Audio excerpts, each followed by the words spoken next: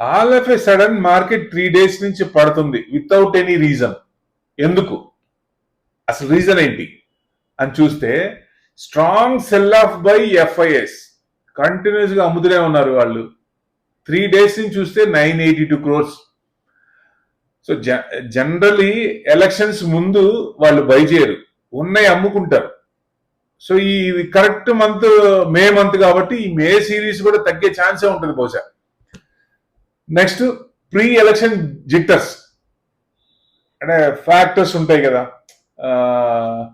ఎందుకంటే కొన్ని కొన్ని కాషియస్ ఫ్యాక్టర్స్ ఉంటాయి, జిట్టర్స్ ఉంటాయి. సో డెఫినెట్ గా అదర్ ఫ్యాక్టర్స్ కూడా అన్ని పాజిటివ్ గా కనపడాలి. ఏదైనా నెగిటివ్ కొంచెం చేంజ్ వస్తుంది, కొంచెం ప్రభ తగ్గుతుంది అనుకున్నప్పుడు అది మారిపోద్ది. Bulls shedding the aggressive stance అంటే ఇప్పుడు దాకా ఉన్న అగ్రెసివ్నెస్ బుల్స్ అనేవాది కొంచెం తగ్గుతుంది. బీజేపీ ఎన్డీఏ విక్టరీ అంటే అప్పుడు ఏముందంటే బిట్ అన్ష్యూర్ ఒక అభద్రతా భావం, అంటే రాదేమో రాదు అని కాదు, రాదేమో అన్న ఒక్క ఇది వచ్చిందా. ఇవన్నీ చూడాలి, ఎందుకంటే 1-2 days లో చూడలేం. ప్రీమియం వాల్యుయేషన్స్ అంటే హిస్టారికల్ వాల్యుయేషన్ మీద ప్రీమియం వాల్యుయేషన్ ఇప్పుడు బాగా ఉన్నాయి. సో డెఫినెట్ గా ప్రాఫిట్ బుకింగ్ వస్తుంది అక్కడ. ప్లస్ అన్ఇంప్రెసివ్ Q4 ఎర్నింగ్స్ పెద్ద అంత బాగా ఏం లేవు. సో ఎక్స్పెక్టేషన్ ఎందుకంటే 1 year రిజల్ట్స్, Q4 రిజల్ట్స్ అంత ఫైనాన్షియల్స్ అంత సరిగ్గా ఎక్స్పెక్టేషన్ రీచ్ అవ్వట్లేదు. Plus lack of fresh triggers అంటే మనకి ట్రిగర్ ఒకటే, ఇక వేరే ఏం లేవు.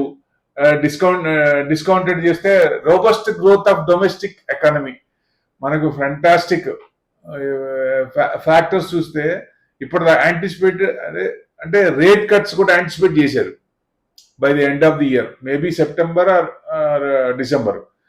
So positiveness, political stability post elections ఇప్పటిదాకా ట్రిగర్స్ లేవు, ఎర్నింగ్స్ గ్రోత్ బాగున్నాయి, స్టెబిలిటీ అండ్ కంటిన్యూటీ ఇవన్నీ ఇప్పుడు కొంచెం కొంచెం ఏమన్నా ఇదవుతున్నాయా అనేది వితౌట్ ఏమి రీజన్ లేకుండా అసలు పట్టం ఏంటి అంటే మార్కెట్ ఏమన్నా 21,200 ఇంకా నెక్స్ట్ సపోర్ట్ కాబట్టి అక్కడ దాకా ఏమైనా వస్తుందా అంటే ఇంకొక 1000 పాయింట్లు పడచ్చా అంటే మేబీ 21 ఆ రేంజ్ లోకి వచ్చినా పెద్ద పడకపోవచ్చు.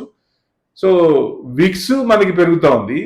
విక్స్ లాస్ట్ ఎలక్షన్స్ లో 36, 35, 36 వచ్చింది. ఇప్పుడు మనం దాదాపు 17 లో ఉన్నాం. ఇవాళ 5% పెరిగింది. సో ఆ విక్స్ ఇంకా కంటిన్యూస్ గా పెరిగితే విక్స్ ఎలా క్యాలిక్యులేట్ చేస్తారు? ఆప్షన్స్ ప్రీమియం దాన్ని బట్టి. సో మేలో ఆప్షన్ ప్రీమియమ్స్ లేవు, జూన్ కి ఆప్షన్ ప్రీమియమ్స్ బాగా ఉన్నాయి. సో అందుకని అది చూపిస్తూ ఉంది. సో డెఫినెట్ గా విక్స్ కొంచెం ఇంకా కొంచెం పెరిగితే మార్కెట్ కొంచెం ఇదయ్యేటట్టే కనపడుతుంది. సో ఎక్కడ డౌన్ అంటే ఎక్కడ సపోర్ట్ 21,200 దాకా తీసుకోవచ్చా అంటే అక్కడ దాకా రావచ్చా అంటే చెప్పలేము. మార్కెట్ లో ఏదైనా జరగచ్చు. ఇది కొలబద్దేసి ఇక్కడ దాకే వస్తుంది అక్కడ దాకా వస్తుంది అని ఎవరు చెప్పలేరు. ఎండ్ పాయింట్ ఎవరు చెప్పలేరు, స్టార్టింగ్ పాయింట్ ఎవరు చెప్పలేరు. It's all predictions. ప్రిడిక్షన్ లో ఇంత రావచ్చు అని చెప్పటమే కానీ కరెక్ట్ గా నికార్సుగా ఇంతవరకు వస్తుందని ఎవరు చెప్పలేరు, ఎంత ఎక్స్పీరియన్స్ ఉన్నా. ఇదైతే డామ్ షూర్. సో కానీ ఆ ప్రిడిక్షన్స్ కొంత ఎంతవరకు క్లిక్ అవుతాయి, ఎక్స్పెక్టేషన్స్ ఎంతవరకు రీచ్ అవుతున్నాం అనేది ముఖ్యం. సో దట్స్ ఇంపార్టెంట్, అది మనం చూసుకోవాలా. సో దాన్ని బట్టే ఉంటుంది. సో ప్రస్తుతానికి ఇప్పుడు దాకా ఉన్న బలం కొంచెం తగ్గుతుందా అంటే చూడాలి, ఇప్పుడే చెప్పలేం కాబట్టి. సో మార్కెట్ అది చూస్తుంటది కాబట్టి అంతకుముందు పాజిటివ్నెస్ తీసుకుంది, టగటగా పెరిగింది. ఎలక్షన్ దగ్గర కొద్దీ సో కొంచెం చేంజెస్ వస్తాయి కదా. ఆ చేంజెస్ ఏంటి, కంటిన్యూషనా లేకపోతే ఏదన్నా చిన్న 1 phase 2 phase అట్లానేనా? అన్ని ఫేజ్లు కంటిన్యూ అయితే ఇక రిమైనింగ్ కూడా అప్పుడు చేంజ్ వస్తుంది. చూద్దాం, లెట్ us hope గుడ్.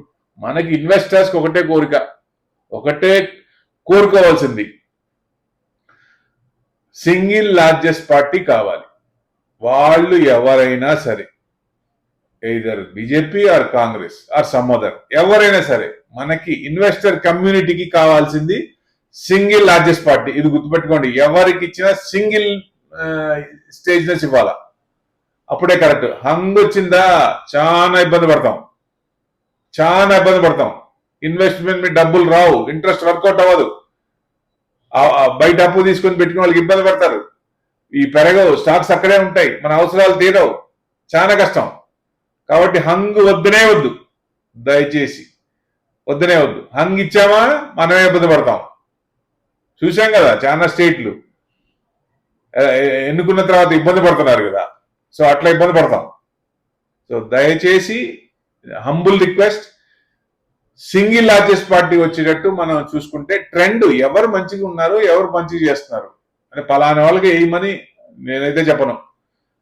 అది ఎవరి ఇండివిజువల్ వాళ్ళది, ఎవరి ఓటు హక్కు వాళ్ళు వినియోగించుకోవాలి.